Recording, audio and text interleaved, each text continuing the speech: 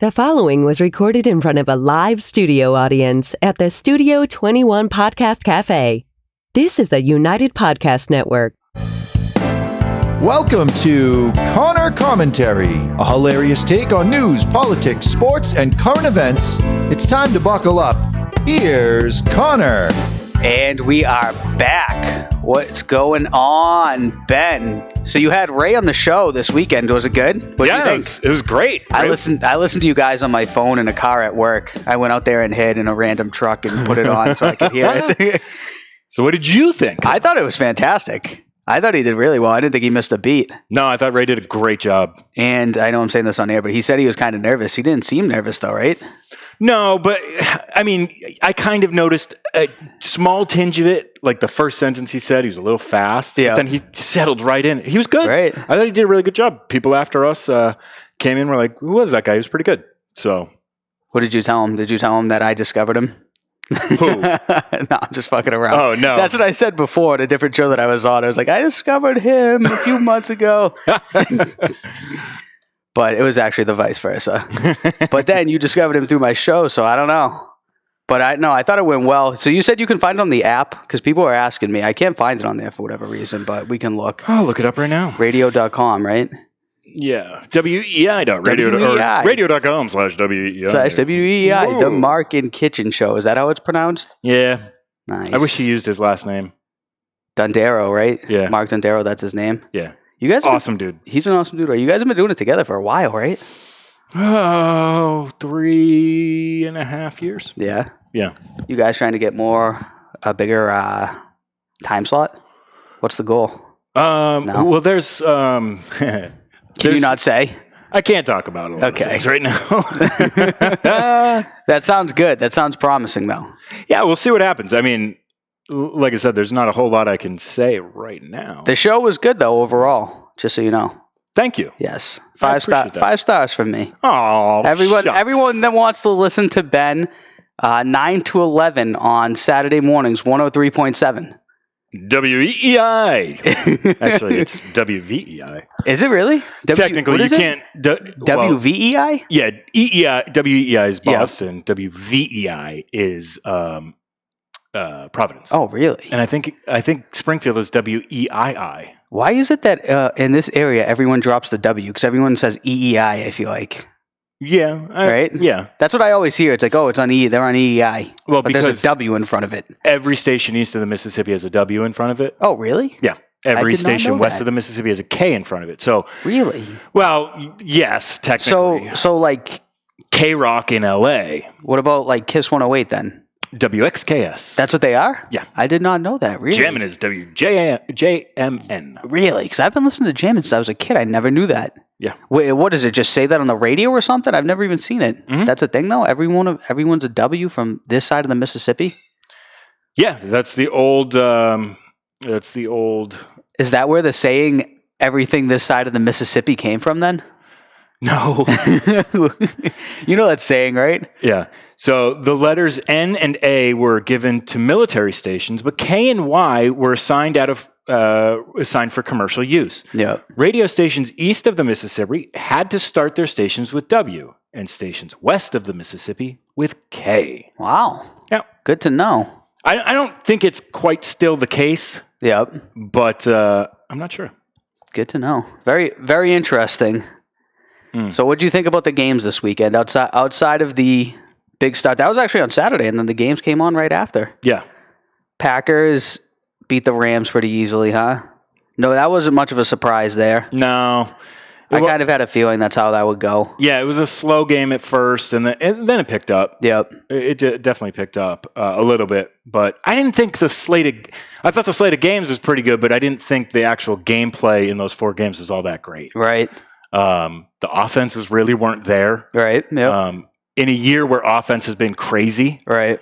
So it's kind of interesting to see it take a step way back in the playoffs. So it took a step way back in that night game. Oh, God. Lamar Jackson put up 3 points, and then obviously he got injured later on, but that didn't really matter at that point. No. By the time he threw that pick 6 and it became 17-3, at like the end of the third quarter, there was no way they were coming back from that. No. Because they couldn't put points on the board the entire game.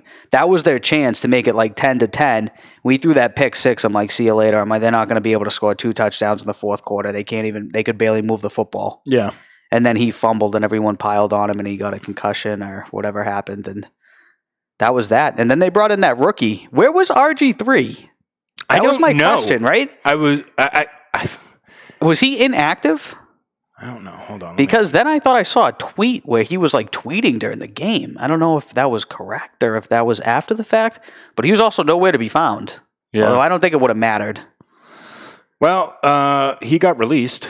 He did. Oh, so he's not even on the team. No, he got everything I'm seeing is from a day ago. Oh, so he just got released. Yeah. Wow, what do you think he's going to go? Ravens waive 4 players, including RG3. Wow. Mark Ingram, Robert Griffin III will be eligible to play for another team until 2021 season, obviously. Yep. So he's not even on the team, so they probably completely lost faith in him. Apparently, yeah. If the fact that they're not even going to bring him back any further. Yeah. What do you think he's going to do? You think he's ever going to start again? RG3? Yeah. No. You don't think the Patriots are going to show any interest? No. No, I don't. Kidding. His career, whatever's left of it, is as a backup, is as kind of like a gimmicky guy. Where I see him fitting into teams is, where he currently was backing up someone like Lamar Jackson, backing up some of these more mobile guys. Prescott. Yeah, so you can kind of replicate it a little bit more when your backup comes in if you need him. Yep.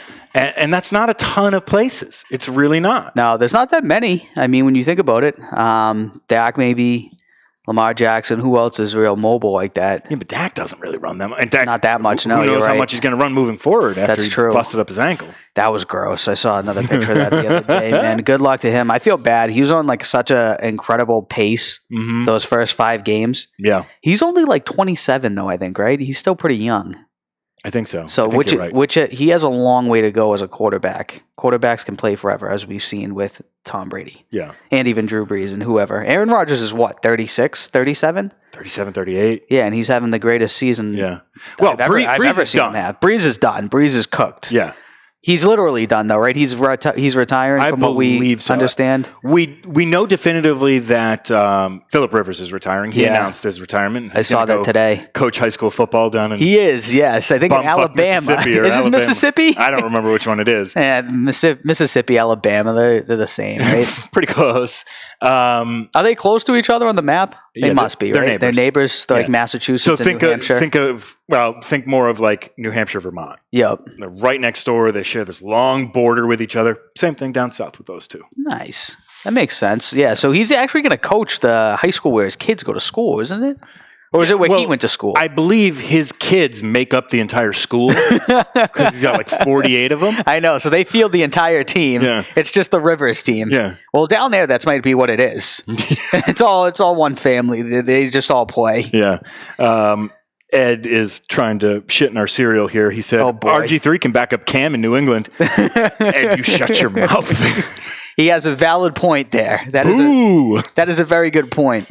Although I think Cam will probably not be back. I hope not. Yeah, it's tough to say. You never know what Bill's going to do. Yeah. I didn't dislike Cam at all. I think he's actually a good guy, but yeah, he seemed fine. Fine in all that aspect. As a person, fine, cool, whatever. Definitely. But as a quarterback, I'm all set. Thank you. The only thing is that it makes me nervous is that if they brought him back and he plays the same way he played last season, now we're stuck. Unless they have a rookie they can go to right away. You know what I mean? Because if they draft a rookie and then he comes back and then Cam starts playing poorly, they can just yank him out and put the rookie right in. Yeah. Because last year when they tried to do that, they threw Stidham out there, and Stidham sucks too. So it was like, what the heck? We're screwed. That's the biggest question of the offseason for the New England Patriots is not what any one of us think they should do. It's what's Bill's philosophy going to be on this position? Is he going to try and acquire a veteran or even bring back Cam, which is a similar situation? Or is he going to go full bore in the draft? Is he going to try and trade up a little bit? Or is he going to settle for whoever falls to him at 15? Is he going to try and push back to get a little bit more value in the second round or third? Whatever. That's the biggest question mark, is how Bill views that position. Right. And I think it gets frustrating for us because I don't think he values quarterbacks as much as the rest of us do. The most important position in all sports, I think. I think so too. And every sport you have, you almost never, I would say you never see a team win the Super Bowl who doesn't at least have a good quarterback. There have been a couple quarterbacks who are like, all right, that one that had great teams around him, but there's never just a shitty quarterback that goes all the way to the Super Bowl. It just doesn't happen. No, because I know like Brad Johnson won one with the Buccaneers, right? Yeah. But he wasn't He wasn't bad. That's what I'm saying. He wasn't bad. Yeah, he could get the job done. He wasn't like a bottom feeder guy. No. Trent Dilfer. Yeah. Trent Dilfer was never like bad either, though. He wasn't good. No, but they ran the ball. He threw it to Shannon Sharp when he needed to, and he was an average quarterback. Yep. There's been a fair amount of average quarterbacks that have won a Super Bowl. When I say average, I mean the entirety of their career was largely average. Trent Dilfer reminds me of Alex Smith for some reason. Not even close. No, you think Alex Smith is way better? Alex Smith is definitely better. Alex Smith was mobile. Dilfer was a statue. Not really. I don't really see it. Maybe it's just because they both like to throw to the tight end. Maybe. But Trent Dilfer was playing when I was a lot younger. I think they won the Super Bowl in the year 2000, right? Yeah. Was that the year they had Jamal Lewis, right? Yeah. He was a stud. Shannon Sharp was the man back then. I don't think Jamal Lewis was quite the stud on that team. No? I think I don't know. Really, that was when he was a rookie. Was he awesome? No, he was pretty awesome as a rookie. Yeah, that was when I first started like really getting into football because I actually like really remember like what happened back then. Yeah, I remember them being like really good on defense. Yeah, that was a great defensive team. Ray Lewis murdered someone. Allegedly. Sure. Okay. Allegedly. Let's keep it legal here. Yeah, that's right. Dude, I didn't realize like he was supposed to be playing like that weekend and he was in jail like during games. I didn't know that. I thought that's what it was, or am I making that up? I don't. He was held without bail for a while, I thought. Like he got arrested and then they were holding him without bail for a while and then like the season was still going on. Yeah, he did. Lewis was arrested for the double murder and spent time in jail before the trial despite never killing anyone. Yes, despite never killing anyone, yes. Per us. A few weeks into the murder trial, Lewis and his attorneys agreed to a plea deal that dropped his murder charges to obstruction of justice, a misdemeanor. A misdemeanor. That's a pretty big drop by his attorneys right there. Yeah. Well, 1 minute you're looking at life in prison with murder, and the next it's like, oh yes, you had marijuana. It's like, all right, we want to charge you with murder. All we can get on you is lying to the cops? Damn. There are some really good lawyers out there if you have a lot of money. Oh, yeah. If you got a lot of money. They could do really good things. Yeah. Shout out to O.J. Simpson, somebody else who has never murdered someone either. Hey, when he dies, when he goes down in the books, man, there's nothing going to be there that says he murdered anyone, right? You don't think so? Well, except for the massive legacy of like who he is. Except for his book. Technically, on paper, it must say acquitted or whatever. Except for his book. Except for his book. If I did it, here's the exact blueprint of what I did, when I did it, and how it was done. But other than that, I did nothing. So ridiculous. Unbelievable. He's super rich now, too, right? Even after all OJ? this. Yeah. No. Well, he must be at least rich, right? I see those videos of him. He plays golf all day and drinks, I think. Let's look it up. I'm pretty sure, dude, if you see like him on Twitter, it's like every day he plays golf out in Vegas and lives out there. Okay, he's still apparently somewhat rich here. Ed and I look at this stuff all the time, but neither one of us truly believe it. Simpson's net worth, salary, and career earnings. He definitely has to have some of this like hidden too. It says he has a net worth of $3 million. $3 million. That's find that hard to believe. You think it's less? Yeah. I was going to say I think it's more. Because it's like same thing with the Jordan Belfort or whatever. I don't know what he's worth these days, but he's supposed to pay all that money back to like the people he swindled. Yeah. But then it's like a bunch of that money. I think he found ways to like not keep it in his name and to have like probably still offshore bank accounts or whatever. Those people were able to figure out how to do it. Yeah. But I think he probably still has a ton of money. It's just they can't get it out of him. Yeah. You know what I mean? It's over in Swiss bank accounts that don't have to have a name on them or whatever they do. It's really interesting to me. I'm like reading through an article right here.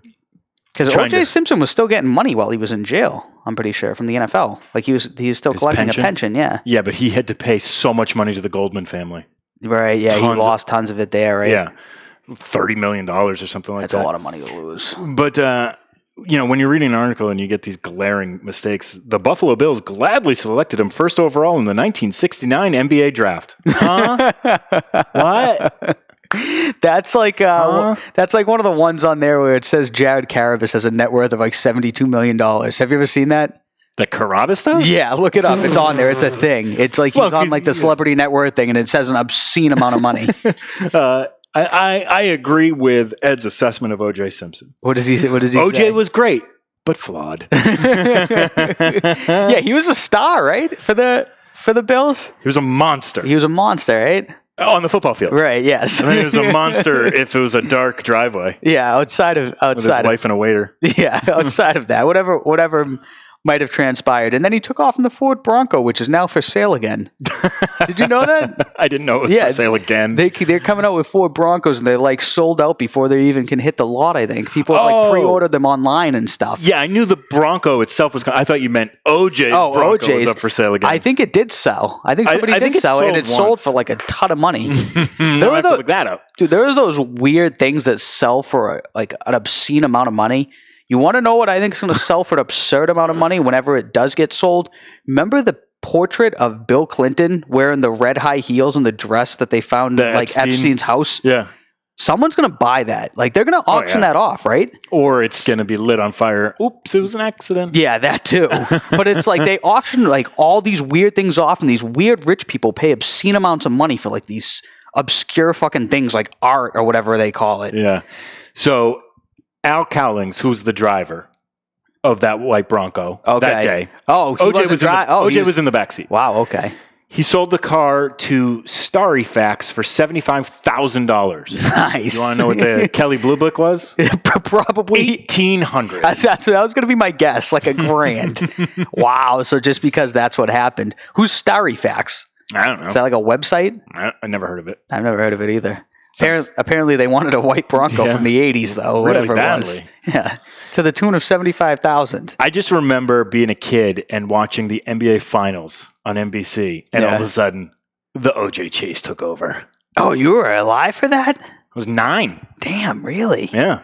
And then you didn't get to see the NBA Finals? Dude. One of the great athletes of the 20th century is accused of murder, and then he's in this high-speed chase. Yeah. Let's be real. What do you... That takes precedent over the NBA Finals, though? I mean, if that was the Super Bowl, I would go insane. The NBA Finals aren't nearly as big as the Super Bowl. I mean, yeah. Not even close. That's true. I love the Finals, but... I would have been throwing things through my TV if that was going on. Oh, my God. But here's the thing. It wasn't a Jordan Finals. Yep. It was the Rockets-Knicks Finals. Yeah, so maybe if Jordan was still there, they wouldn't have. I don't know. Maybe, yeah. And actually, maybe if it was like in your area, like if the Celtics were playing, they wouldn't have actually switched it. Maybe, I don't know. You know what I mean? They did a whole 30 for 30 about this. Did they? Yeah. They've done 30 for 30s on a lot of things, man. They have. That's actually a good show, though. Sometimes. I don't like all of them. No, a lot of them I don't watch, but there's some like good stuff on there. The Alex Smith one was obviously good. You never saw that one though, right? No, I did end up. You did end up watching it? Gross. Yeah, it was. His leg was disgusting. I thought I was going to throw up. Dude, he really did like almost die. Yep. Now he came back and played this season. Yeah, and he was fairly good. He was, dude. You want to know what's insane though? The last game, like he was out because of a calf strain, and it's like 2 years ago his leg almost got amputated. And he came all the way back, and then he had to sit out for that injury. It's just very ironic. And then Henneke was good. Henneke was good. And now Henneke is like the front runner to come to the Patriots. So stupid.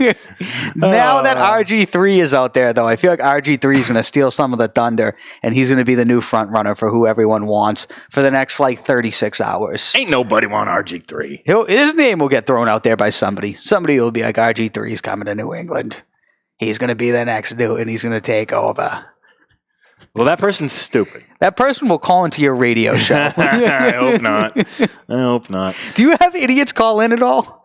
Can you not say that? Or no, of course we do. Yeah. Well, actually, you guys probably say that on there. Like, this guy's a moron, right? Well, I fight with some of them. Yeah. Mark doesn't fight with them as much as I do.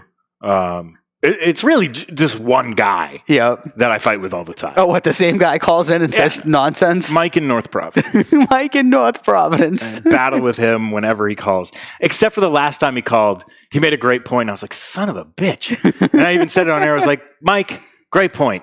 I hate you because I wanted to fight with you, though. What was he talking about? I don't remember. You know what I mean? Yeah. I don't remember. That's funny. But we've gotten into battles Yeah. where we're screaming at each other, and it's so stupid. And Long time listener, first time caller. no, but he has good timing from the sense that, like, when I feel like the show is slow, Yeah. like, he seems to know to call in Right. and get into a fight with me. And I'm like, great, yes. We needed this because we were going nowhere for 5 minutes. Right.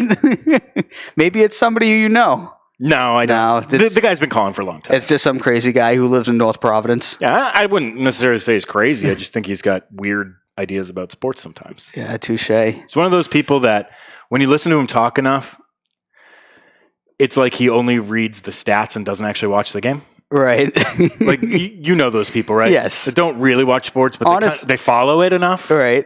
so that if you start talking to them, they know they feel like they know what they're talking about. But when you listen, you're like, okay, you look at the box score. I remember this when I used to work at a mobile station, right, when I was younger. Okay. And I used to read all the newspapers when I was bored, right, to kill time. And I used to read it from like all different areas. Yeah. And I remember thinking the same exact thing because sometimes I'd be reading in the USA Today and they'd have like a little article about like the Patriots game. I'd be like, there's no way this person watched this game. I'm like, this is nonsense. Like, you remember in 2011 when the defense the secondary specifically was terrible, right? Yeah. Remember it was Kyle Arrington and Devin McCourty? Yeah, and that was Shout out to McCourty, but he was absolutely horrible corner. No, see, Second year. Yes, second year. His first year, he was First good. year, I think he was a Pro Bowler. He did. The first year he made the Pro Bowl, and then I don't know what happened because it was him and Kyle Arrington. They give up 400 yards every week, dude. They were just awful. Brady would have to score 35 points for them to win back then.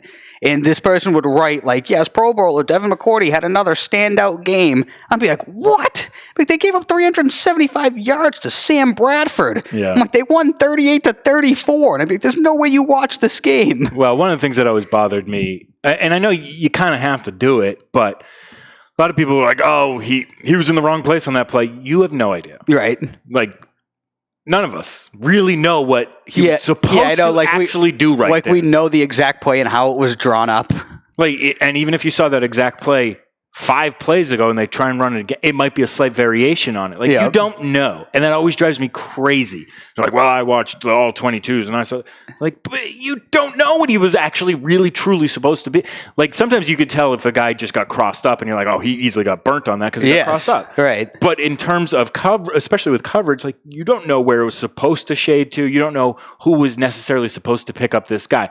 There's plenty of plays where you can it's fairly cut and dry, but not always. And the guys covering the sport act like they know every play that was supposed to be called and how it was supposed to be executed. Right. And on like a lot of them, if you're a receiver, a lot of them are option routes, right? So you got to be on the same page as the quarterback, but sometimes you're just thinking you're going to go one way and they're thinking you're going the other way. More so in the Patriots offense, yeah. Right. Yeah. Because I feel like that happens a decent amount where it's like you have an option to either like curl in or keep going. Yeah. You know what I mean? So, like, what if you guys just randomly did the wrong thing? There's no way you ran the wrong route because there's 2 routes you can run. Yeah.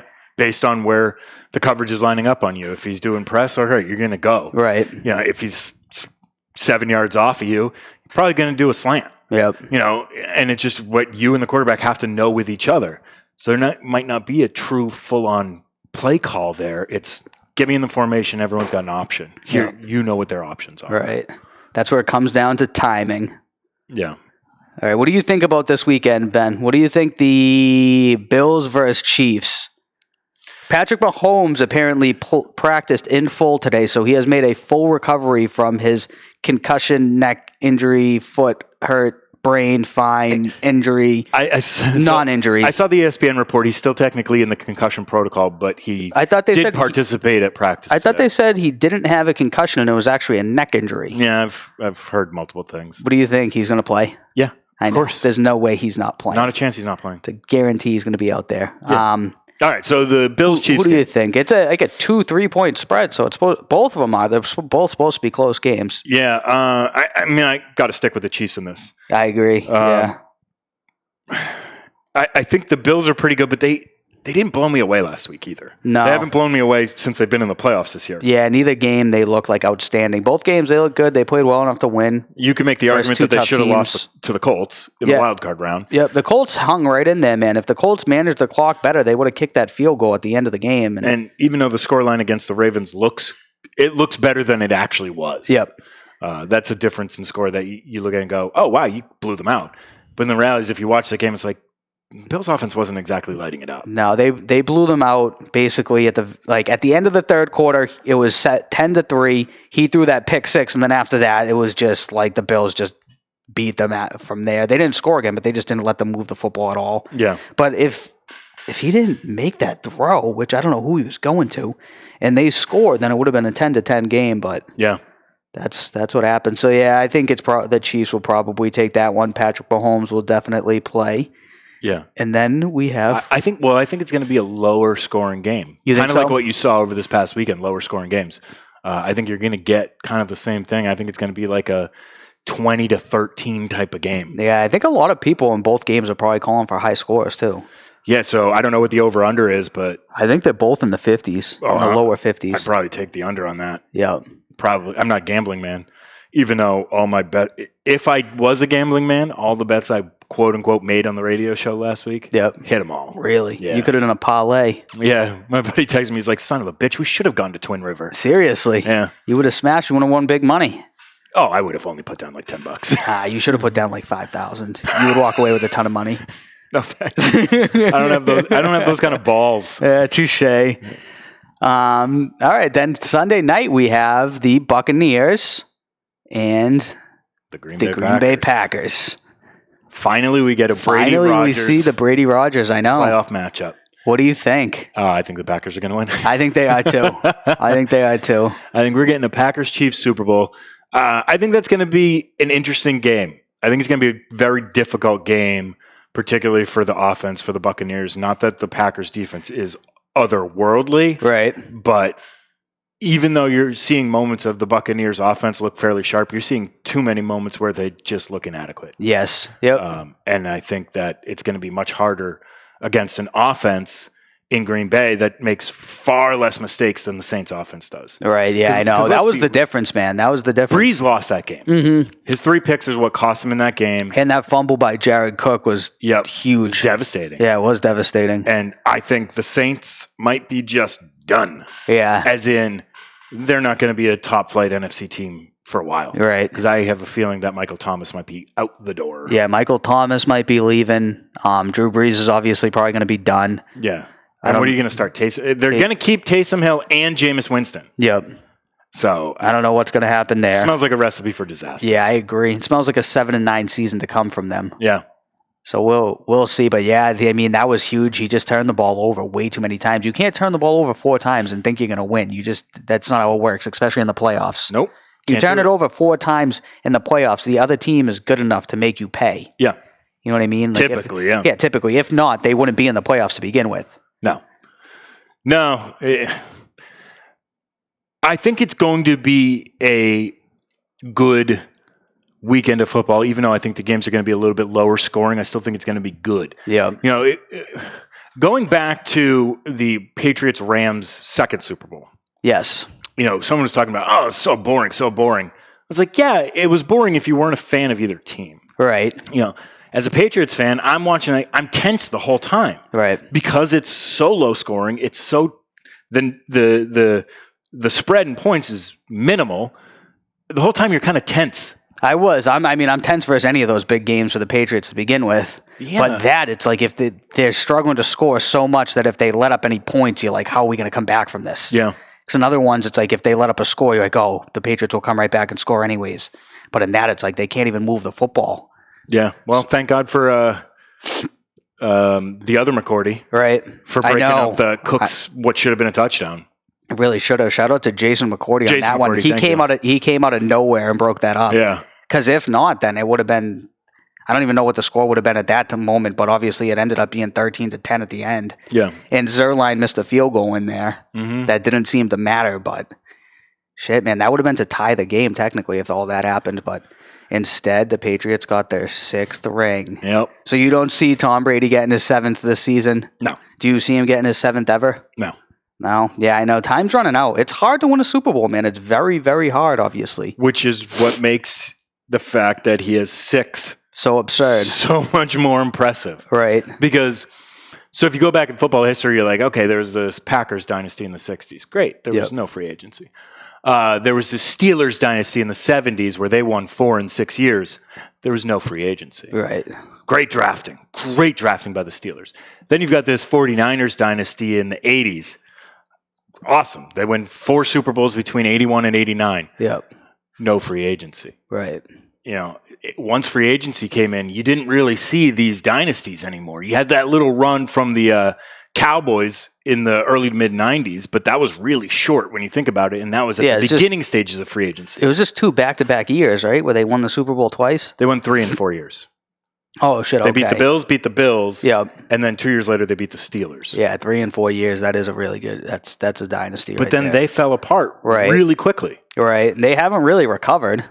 No, they've never recovered. I mean, they had it a couple years ago. I think was it Zeke and Dak's first season. They went like 14-2, but then lost in the playoffs. 13-3. Yeah, they had a couple of really good years with Romo, but they were they made it to the enough. playoffs. Yeah, they were never a serious contender. I never looked at them as someone who was going to win the Super Bowl. No, not in a long time. No, this year was kind of that year where you're like, all right, they might actually be kind of legit. I thought they were going to kind of be legit this year before the season started, and then Dak looked good, and their defense was awful too. Yeah, it was so their defense was so bad that it was like, even if Dak scores 1 million points, they're still going to lose. Yeah, that's what sucked.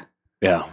Did you see Belichick's girlfriend's Instagram comment about Brady?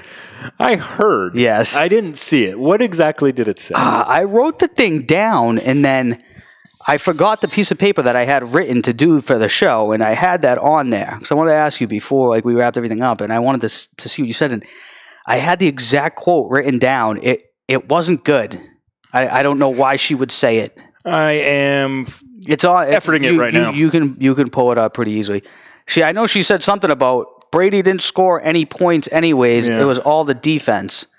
I'm like, well, I mean... I'm going to read this from another Connor.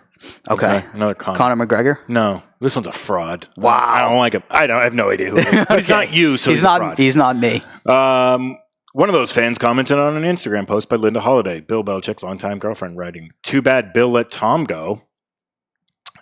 Holiday responded, "And you have all the answers, evidently? Tom didn't score last night. Not once. Defense won that game. Were you even watching?"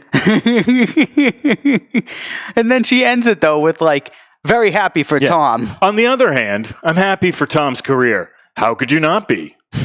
Shut up. I know. That's the funniest part is she's like, did you even watch the game? He didn't score at all. It was all on the defense. Also, I'm very happy for Tom. It's like, oh, you sound thrilled. But you know what that tells me is...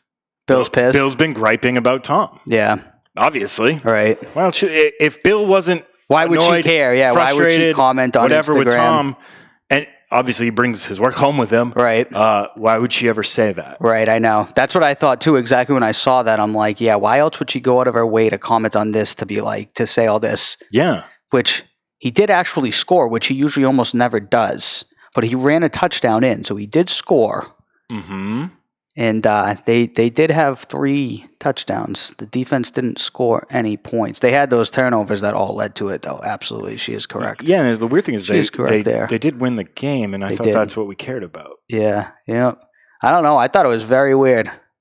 It was weird, right? I'm like, where did this come from? Why even say this? Like, why even put? Sometimes I think that, like, why even put this shit out there? Well, I'm curious as to why she said he didn't score. He scored 3 friggin' times. I know. Like, I know. He ran the one in at the end of the game, which is ironic because it's like he actually physically scored, which usually does not happen. He threw that touchdown to Mike Evans in the second quarter, and then he threw that touchdown to Fournette in the third quarter. Yep. What the hell is she talking about?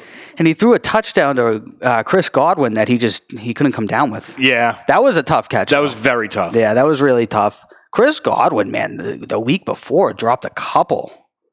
Yeah. Like that one was tough. I thought he was going to catch it, but it was tough. The week before, I was like, "What are you doing, dude?" Yeah, I don't think he's going to be back with the Bucs, dude. No, maybe not. Yeah. Because I remember one of them. It was like right up the sidelines, and it was just like right through like the bread basket. Yep. It's like, how did you not catch that? That's like you could lob it in there, and like a little kid would come down with it, dude. Exactly. But yeah, I don't know. So he's struggled the past couple games for the in the playoffs, but we'll see. Big weekend this weekend. So you have the Chiefs-Packers? I have Chiefs-Packers making... I have the Chiefs-Packers as well. I mean, Super Bowl. I think that was the favorite coming in, the Chiefs-Packers at the start of the playoffs, right? That's what at the start of the playoffs, yeah. They were both the top rated seeds in each conference. That's true, yeah. The two number one seeds. Yeah. And it's been... And the only teams that got the bye. Yep. Remember, normally two teams, each conference get a bye. You're right. I forgot about that for a second. I don't like the new rule. I like the two teams that got a bye, but now you get an extra 2 games. Super wild card weekend, so that's kind of cool. Yeah, I enjoyed it. I liked having fun. 6 games that was weekend, sick. 3 and 3. Like I don't have many responsibilities in life, so I could just sit there and watch. Hell yeah! I don't have kids, so I didn't have to worry about any of that crap. Yep. I was just like, I'm just going to sit here and watch football all day. You could watch football from 1:00 on Saturday till 10 o'clock. 10 o'clock on Sunday night. I forget what time the game's end. Do you agree with this assessment from Pat O'Leary that the Chiefs are the easiest money in the world? Now that I know Mahomes is playing, I might have to stay here in the state of New Hampshire where it is legal to gamble. As if you are a Massachusetts resident, please do not do as such. You know what's so bizarre? What? In Massachusetts, you can gamble. On all sorts of things, but not sports. But not sports. So dumb. Although if you do want to gamble, there's a massive casino in Everett, Massachusetts, where you can gamble on most things. But if you want to gamble on the Chiefs, which is said to be easy money, that is highly illegal. Yes. So you must take your bet. Yeah, you must come over here to Salem, New Hampshire. Yeah. You don't have to go in anywhere. Just be in New Hampshire, get on your phone and do it from there. You can sit in a parking lot. Yeah, exactly. State of Massachusetts, man. So how do you do it? You just drive right over the border. You can do it right here. But I know you can do it from your phone. Yeah. That's what we were just saying. But is that what you do? Yeah, if I wanted to bet, yeah. Yeah. I would just bet right over the border. Oh, all right. I live near the Plastow border. Okay. So you can just drive right over. But there's also a place in Seabrook you can go in and bet inside. Really? Yes, yeah. It's kind of far, right? Yeah, it's kind of far. It's like 20 minutes from where I live. Well, that's not that far. Yeah, it's not that far, but it's a cool spot. It's like a little casino. They have 1 million TVs there and stuff. I think DraftKings technically owns it. Oh, okay. So it's one of those things, but you can bet on anything.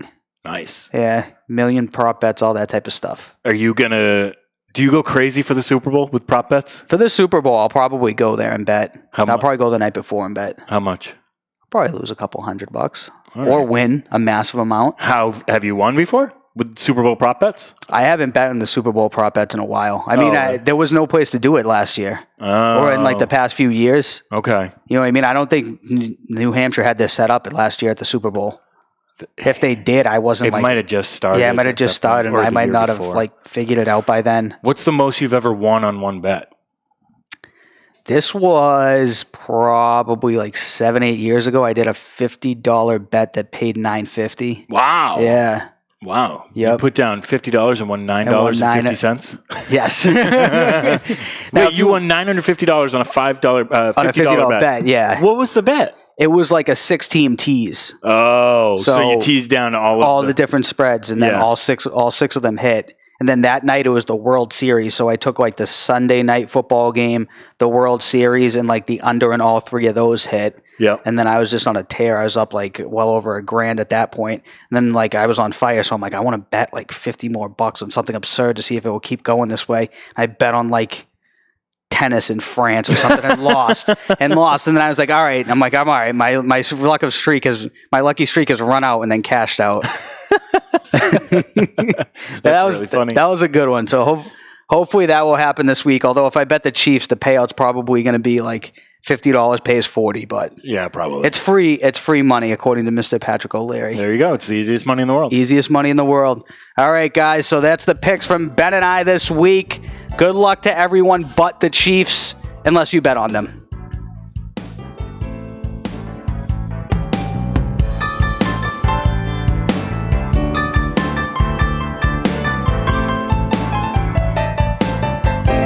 The views and opinions expressed by the hosts, guests, or callers of this program do not necessarily reflect the opinions of the Studio 21 Podcast Cafe, the United Podcast Network, its partners, or affiliates.